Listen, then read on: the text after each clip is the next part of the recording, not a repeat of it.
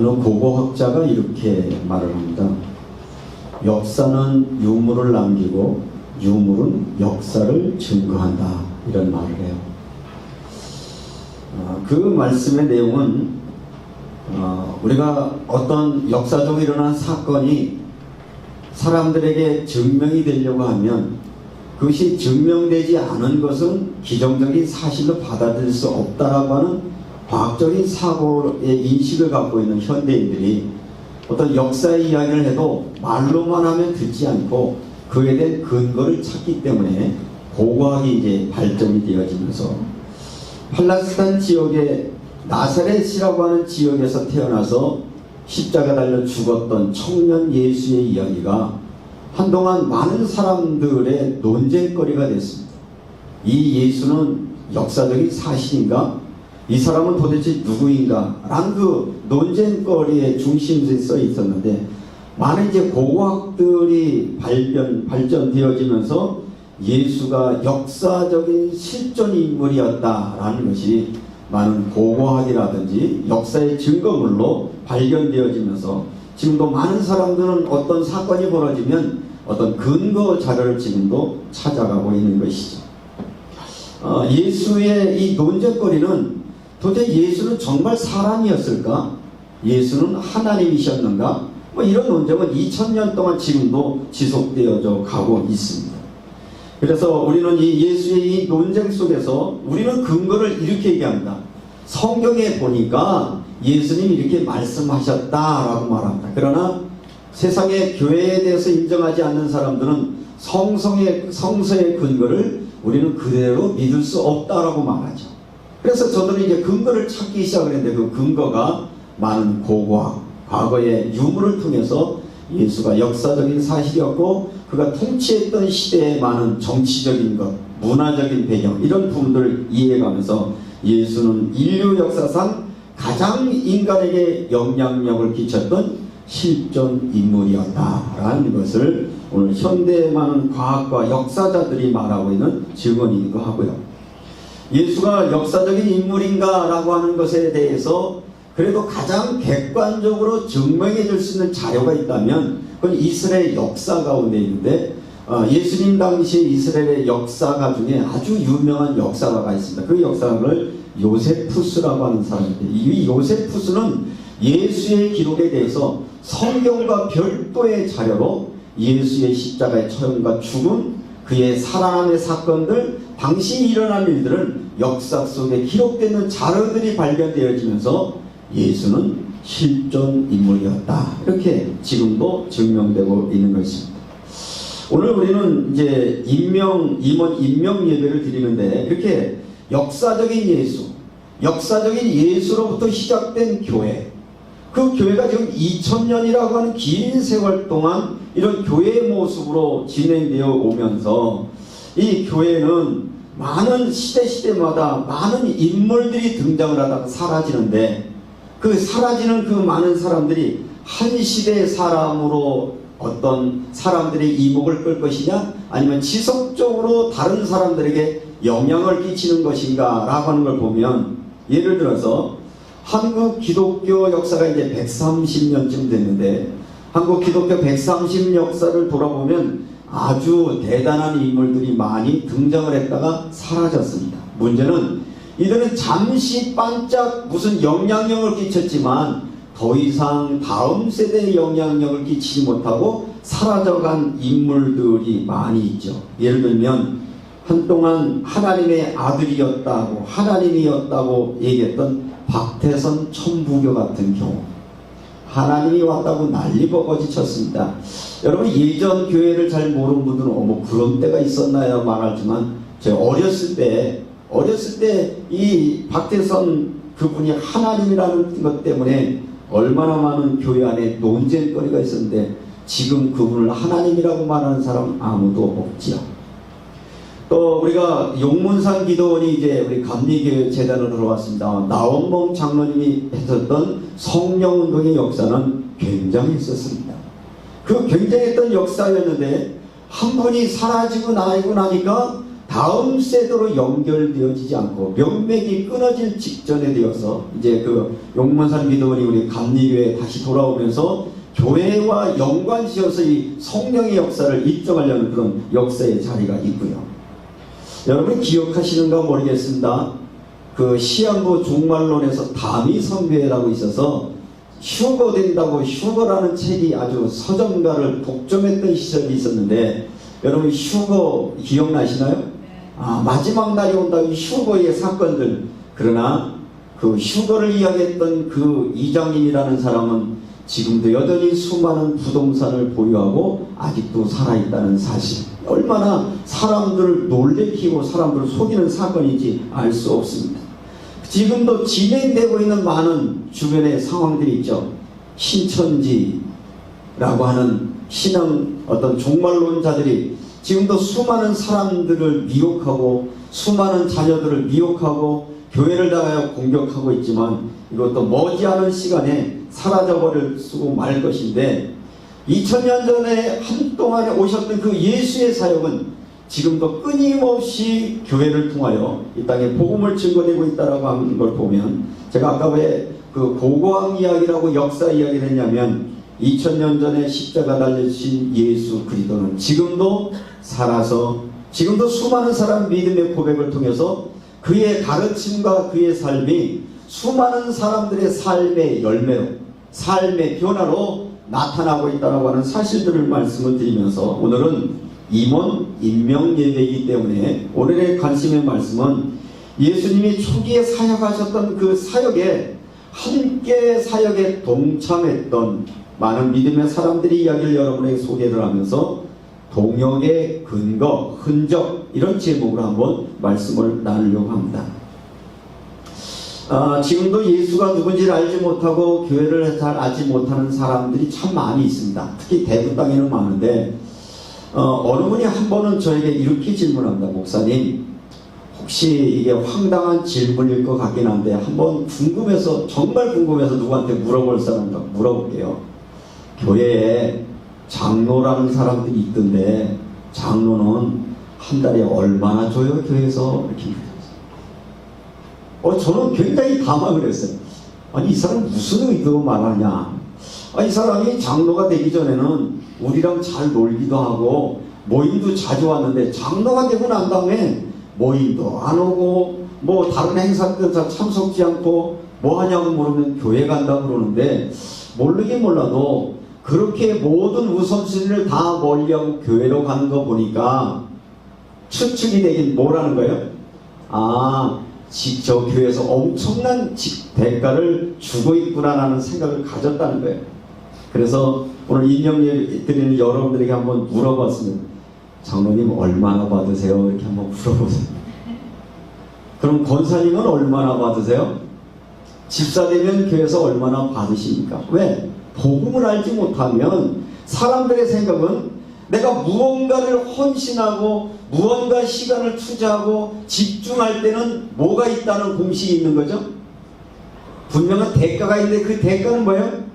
돈을 많이 주는구나. 이게 솔직히 말하면 세상의 논리였는데 오늘 임명 예배를 드리는 여러분, 여러분들이 임원이 된다라고 하는 것이 도대체 뭘까? 그러면 우리가 뭐 세상 사람들이 말하는 장로가 되니까 한 달에 거마비를 얼마 받는 것도 아니고 그럼에도 불구하고 여전히 교회 목사로 장로로 권사로 집사로 이런 임명들을 역할을 하는 것은 무엇일까를 어디서 보아야 되느냐면 바로 우리가 신앙의 근거라고 말하는 이 성경 말씀 가운데 누가라고 하는 제자가 오랜 시간 동안 예수님 곁에서 그 말씀을 듣고 그의 죽으심과 부활을 경험한 후에 교회 역사를 또 다음 세대에게 증거하려고 하면서 교회가 어떻게 운영되고 진행됐는가를 몇 줄의 글로 기록으로 남겼는데 오늘 기록의 말씀이 2절 3절에 있는 말씀을 가지고 말씀을 나누려고 하는 것입니다.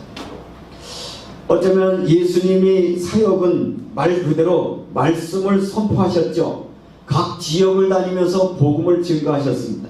이 복음을 증거했다는 사실을 모르는 사람은 아무도 없을 거예요. 그런데 문제는 이 남자들이 떼거지로 몰려다니는 거예요. 그죠?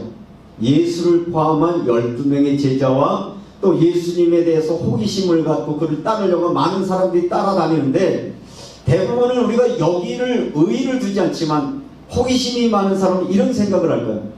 그러면 그분들은 어디서 잤지? 무엇을 먹었지? 필요할 때 어떻게 그를 운영했지? 라는 마음이 생각이 들 것 아닙니까? 왜냐하면 교회가 순수하게 복음을 증거하는 것이 맞지만 사람이 모이는 곳에는 뭐가 필요한 거예요? 먹는 게 필요하고 활동이 필요하고 경비가 필요한 것인데, 누가는 이 기록을 이렇게 정리하고 있습니다. 자, 성경 있는 그대로를 같이 한번 다시 읽겠습니다. 8장 1절에서 3절입니다. 시작. 그 후에 예수께서 각 성과 마을에 두루 다니시며 하나님의 나라를 선포하시고 그 복음을 전하실세 12 제자가 함께하였고, 또 악귀를 쫓아내심과 병고침을 받은 어떤 여자들 곧 7 귀신이 나간 자 막달라인이라 하는 마리아와 헤롯의 총직이 구사의 아내 요한나와 수산나와 다른 여러 여자가 함께하여 자기들의 소유로 그들을 섬기더라. 이 성경의 근거 자료로 보면 뭐냐? 초대교회는 어떻게 운영이 됐느냐?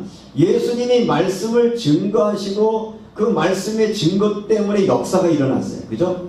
구원의 역사가 일어났고 치유의 역사가 일어났고, 그 말씀 때문에 구원의 은혜를 체험했고 영생의 소망을 가졌고 육체의 질병 가운데 구원받은 사람들이 자기 구원받은 것으로 끝나지 않고 내가 받은 구원, 내가 해방받은 이 치유의 경험들을 더 많은 사람들에게 전달해야 된다라고 하는 마음에 보답하는 마음으로 주님의 사역을 계속 후원하기로 작정을 했는데, 그 후원의 그 사역을 진행하다 보니까 필요가 생겼던 거예요. 그 필요가 뭐였나요? 먹는 것과 자는 것과 필요한 경비가 생겼을 때 그것을 은혜 받은 자들이 그것들을 감당함으로 교회는 시작이 되었다. 다시 말하면 교회에 와서 우리가 섬기고 봉사한다는 것은 어떤 다른 대가를 받은 것이 아니라 나를 구원하신 하나님의 은혜가 감사하고 나를 치료하시는 하나님의 말씀의 능력을 믿어지기 때문에 이 내게 공급하신 그 하나님의 은혜를 내게만 머물 것이 아니라 또 다른 사람들에게 흘러 넘치게 하시는 것들을 위하여 내게 주어진 재물, 내게 주어진 시간, 내게 주어진 재능을 가지고 섬기는 것이 뭐하는 것이다? 교회라는 것입니다. 그러므로 사랑하는 성도 여러분, 오늘 임명 예배를 드리면서 이미 직분을 맡으시고 또 새롭게 되신 여러분, 우리가 교회 안에서 행하는 모든 이 수고와 헌신은 결국은 은혜 받은 자를 통하여 하나님은 당신의 역사를 지금도 써가신다라고 하는 사실을 여러분의 마음속에 새기는 그런 은혜의 시간들 되시기를 주님의 이름으로 축원합니다. 오늘 여기 복음의 사역자들, 동역자들의 특징을 말하라면 은혜 받은 자였습니다. 예수께서 선포하시는 복음을 깨닫고 그 복음 안으로 자기가 들어가면서 구원을 체험했고, 그분의 말씀을 실질적으로 하나님의 능력의 말씀을 믿었더니 그 말씀이 내 마음속에 심겨져서 잘 자랐는데 어떤 열매가 왔느냐? 치유의 역사가 나타나는 거죠. 그 치유는 그 말씀이 우리의 마음밭에 떨어지고 그걸 실질적으로 믿을 때 말씀은 능력이 되는 거예요. 그 말씀이 성취되는 현장 속에서 은혜를 경험한 사람들이 받은 바 은혜가 너무 감사하니까 그것을 통해서 주님의 일들을 동역하고 섬기기 시작을 했던 것이죠. 자신에게 받았던 그 은혜들을 어떤 이는 제물로, 어떤 이는 헌신함으로, 어떤 분들은 각자 이 직분을 따라 섬겼던 것이었습니다. 제가 어렸을 때부터 교회를 다녔던 사람이었기 때문에 어렸을 때 저희 어머니가 동네에서 불려주기는 이은식 속장님 이렇게 불렸어요. 속장이었어요. 집사이면서 속장이었어요. 근데 이제 저희 마을에 교회가 없었으니까 그 속장님은 교회를 아예 마을을 책임지는 사람이었어요. 한 속회였으니까. 이 속장이었던 저희 어머니는 늘 이야기 속에 걱정하는 게 뭐냐면, 우리 목사님 집에 성민은 안 떨어졌나? 올해 겨울에 김장은 어떻게 담궈서 드려야 되지? 목사님이 목회하는데 큰 어려움은 없을까? 뭐 그런 이야기들을 이제 모이는 사람하고 이런저런 하는 이야기를 어렸을 때 들었단 말이죠. 아니, 저분들은 도대체 뭐 때문에 교회를 위해서 저렇게 헌신할까? 그래서 식사를 하시기 전에 항상 밥을 하시기 전에는 성미를 떠서 이 성미 이렇게 함에 담아놨다가 꼭 주일날 되시면 들고 가는 게 있잖아요. 성경 가방 들고 성미좌를 하러 들고. 요즘 젊은 사람들은 성미가 뭔지 몰랐지만 옛날에 저 한국 교회 시골 교회에서 목회자들은요, 그저 한 달에 쌀 한 말, 두 말 그거를 사례비로 받고 거기서 복음을 전하는 일들을 했거든요. 정말 가난하고 어려웠지만 예수의 사랑이 감사해서 그 시골 마을에 와서 복음을 전했던 그분들, 그 은혜가 감사하니까 교인들이 십시일반으로 밥하기 전에 식구별로 한 숟갈씩 뜨면서 하나님 우리 가정 지켜주세요, 이런 마음으로 성미도 뜨고, 또 절기 때 되면 절기 헌금도 하고, 그리고 교회 가기 전에는 항상 저희 어머니가 제 손에 들려줬던, 예전엔 동전이 10원짜리 뭐 50원짜리 이런 거니까 동전 한 입 집어주면서 이거 너 하나님 앞에 드리는 연보야, 그래서 연보한다고 해서 연보. 그런 선김들이 교회를 지탱할 수 있었고, 그 교회 역사가 흘러져서 어쩌면 지금도 이 땅에 많은 교회들이 세워져 있다라고 하는 것을 보면서, 얼마 전에 제가 우리 지방에 있는 주한교회 목사님하고 이야기를 하다가, 목사님 목회의 마음은 어떤 마음이세요? 그래서 하나님 내게 은혜 주셔서 그저 주님의 은혜 감사하면서 살아가고 있고, 하나님이 내게 주신 것 위해서 내가 최소한 더 충성하려고 하고 있지, 이야기를 했더니 빙그레 웃으면서 이렇게 얘기를 해요. 목사님 그 하시는 말씀 중에 이은식 권사님 모습이 보여서 너무 좋았어요. 그래서 무슨 얘기냐면, 이분이 저희 고향교회 교육전도사를 경험하고 있었는데 나중에 알고 보니까 그 이은식 권사라는 분이 저희 어머니라는 걸 알았어요. 근데 그분의 기억 속에는 언제나 교회에 오면 헌신하려고 사람들을 따뜻하게 하시는 모습을 보았는데, 지금 목사님 모습 속에서 그 권사님 모습을 뵈니까 그 말의 진정성을 제가 이해할 것 같아요 라는 이야기를 했는데, 제가 얼마나 감사했는지 몰라.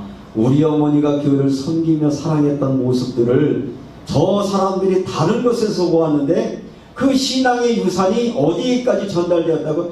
제가 살아가는 모습에 전달되었다라고 생각하니까, 교회라고 하는 것은 어느 날 세워지는 게 아니라 이런 역사의 흐름 속에서 우리가 그것을 보고 배우면서 교회가 세워진다라고 하는 것입니다. 그러므로 사랑하는 성도 여러분, 교회라고 하는 것은 뭡니까? 교회가 여기까지 오기에는 수많은 헌신자들이 있었습니다.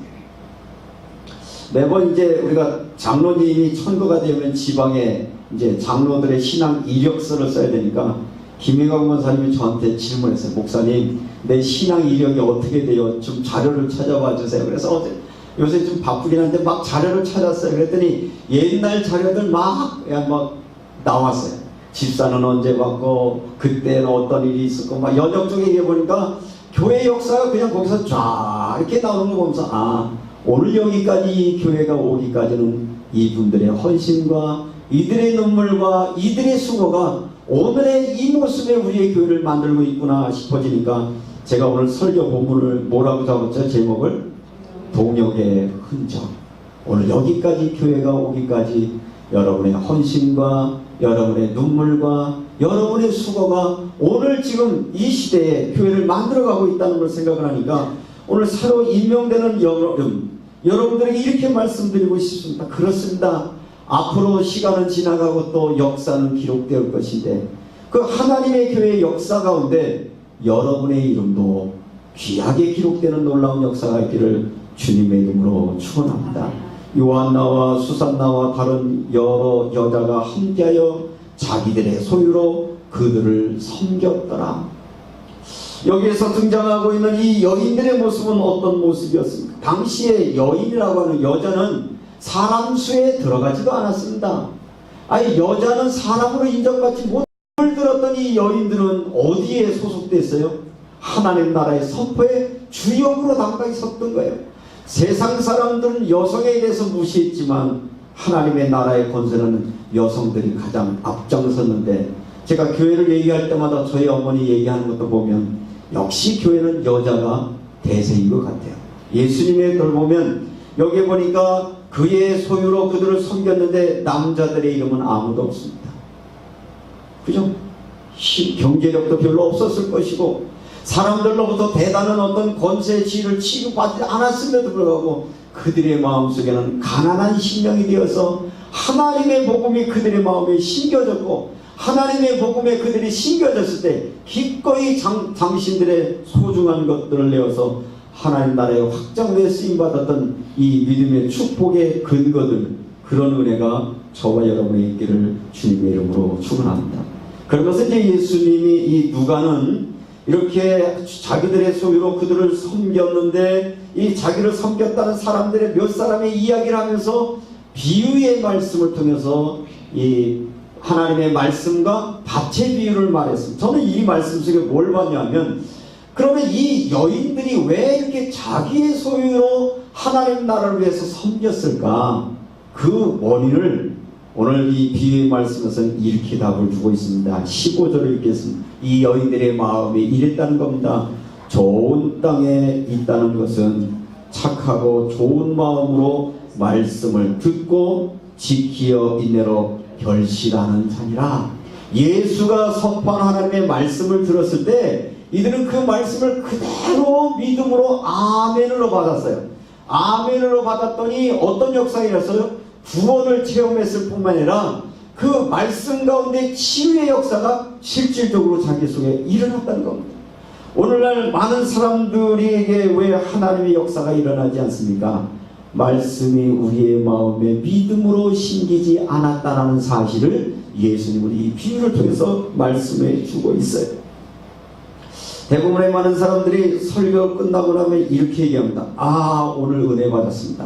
말씀이 너무 좋습니다. 그러면 또 설교한 사람도 흥분해가지고 아, 내가 설교 잘했나? 이렇게 얘기합니다. 근데 예수님은 전혀 그렇게 말하지 않아요. 말씀은 이미 하나님의 말씀이에요.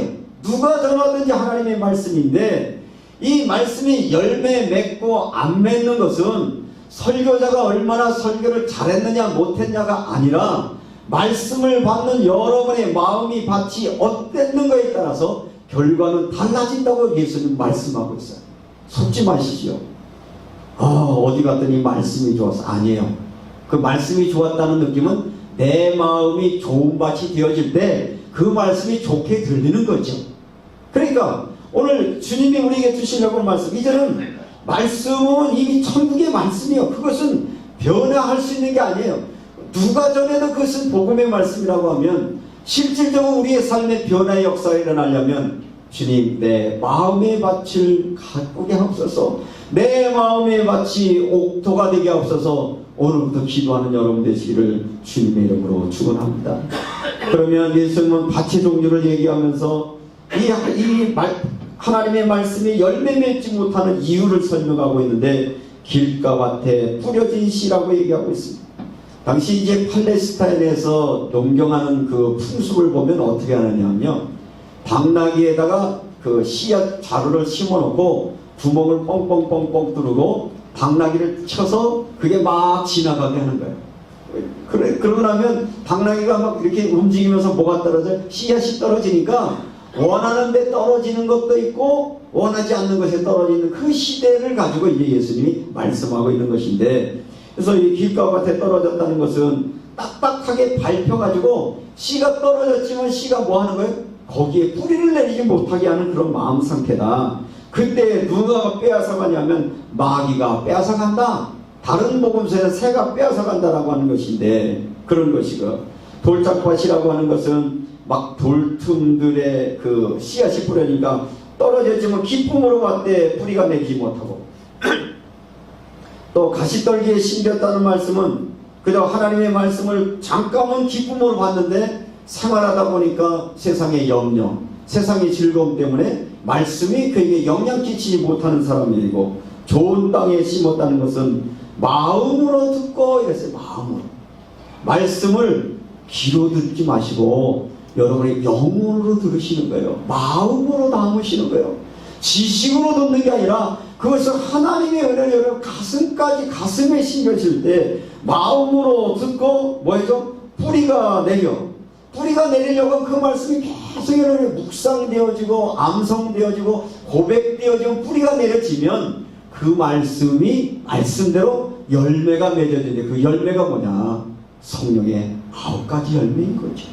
그 열매가 뭐냐? 하나님이 나를 정말 사랑하시는구나, 사랑하신다는 하나님의 사랑의 열매가 여러분의 마음속에 심겨지면 세상을 살아갈 때 당당하게 살 수 있는 거예요.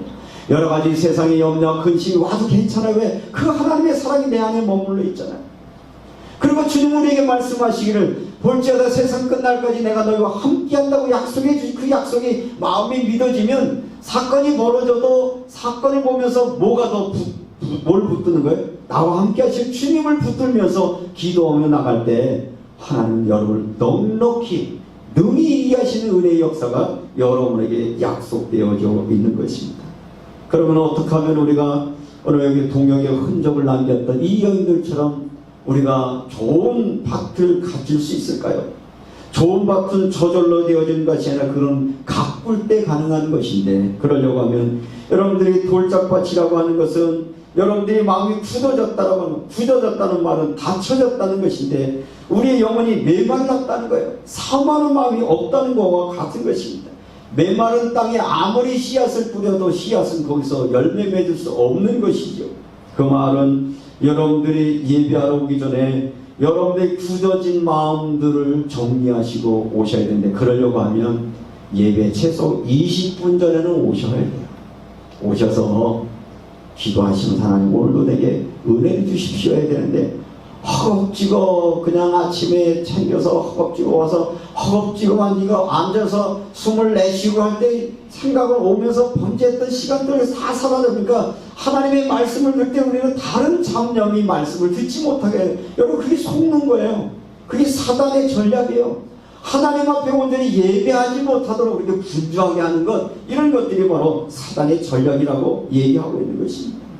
그러므로 오늘 하나님이 우리에게 주신 이 돌짝과의 마음을 없애려고 하면 되도록 여러분이 오셔서 하나님 오늘도 내 마음이 옥토가 되게 하셔서 어떤 말씀을 주신지 그 말씀이 내 마음에 심겨지게 하시고 말씀이 내 속에 성취되는 은혜를 주십시오라고 기도할 때 열매가 맺어지는 줄로 믿습니다.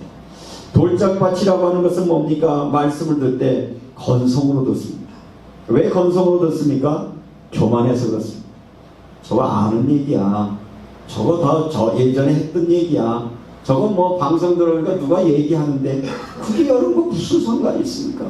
하나님의 말씀은 오늘 이 자리에 참석한 나와 여러분에게 유일하게 주신 생명의 말씀으로 아멘을 받을 때 그 말씀이 뿌리가 내려지는 것인데, 우리가 이 돌짝밭이라는 건성이란 말입니다.